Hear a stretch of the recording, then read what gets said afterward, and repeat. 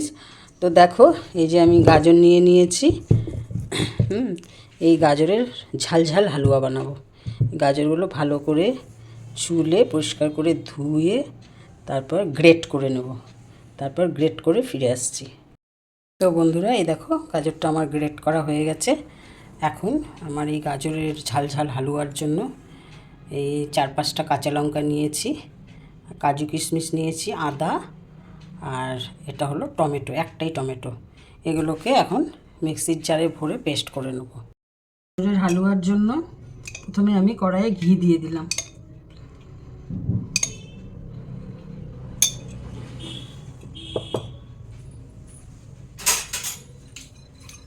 এবার এই ঘিয়ের মধ্যে গাজরটা একটু ভেজে নেব।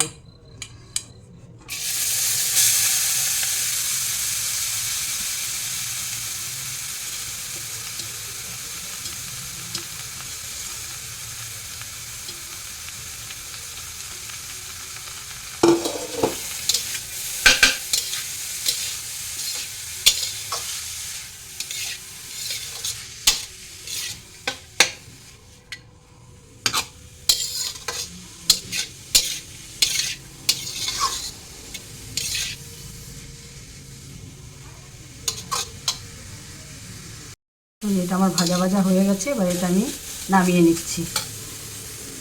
আমি সাদা তেল দিয়ে দিয়েছি, এবার দারচিনি আর 3টে এলাচ দিয়ে দিলাম, শুকনো লঙ্কা, জিরে আর তেজপাতা দিয়ে দিলাম।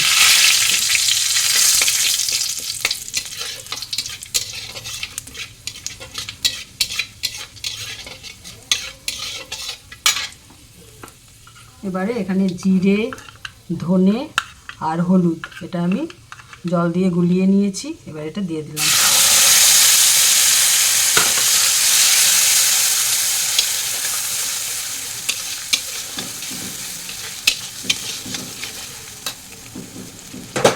এবার এখানে আমি স্বাদ মতো লবণ দিয়ে দেবো, 1 চামচ আর হাফ চামচের মতো লবণ দিয়ে দিলাম। এবার এই যে পেস্ট করে রেখেছিলাম কাজু কিশমিশ, আদা, লঙ্কা আর টমেটো, এটা এবার দিয়ে দেবো।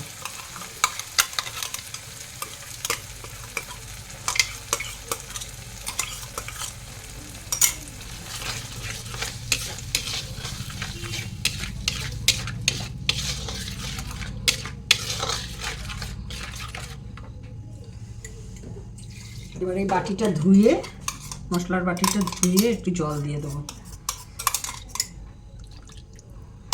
জল দিয়ে ভালো করে কষিয়ে নেব মশলাটা। এই দেখুন মশলা থেকে তেল ছেড়ে দিয়েছে। এবার আমি গাজরটা ভেজে রেখেছিলাম যে গাজরটা দিয়ে দিচ্ছি।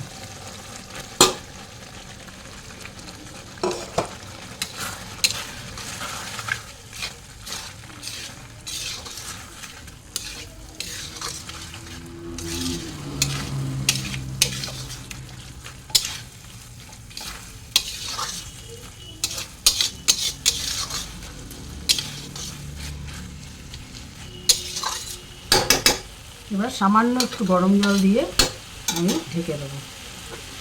গরম জল করে রেখেছিলাম, সামান্য একটু গরম জল দিয়ে এটা ঢেকে দেবো, তাহলে গাজরটা সফট হয়ে যাবে, খেতে ভালো লাগবে।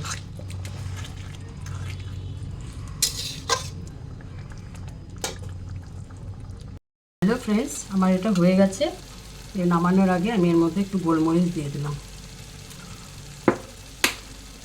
আর 1 চামচের মতো গরম মশলা। এবার নাড়াচাড়া করে নামিয়ে নেব।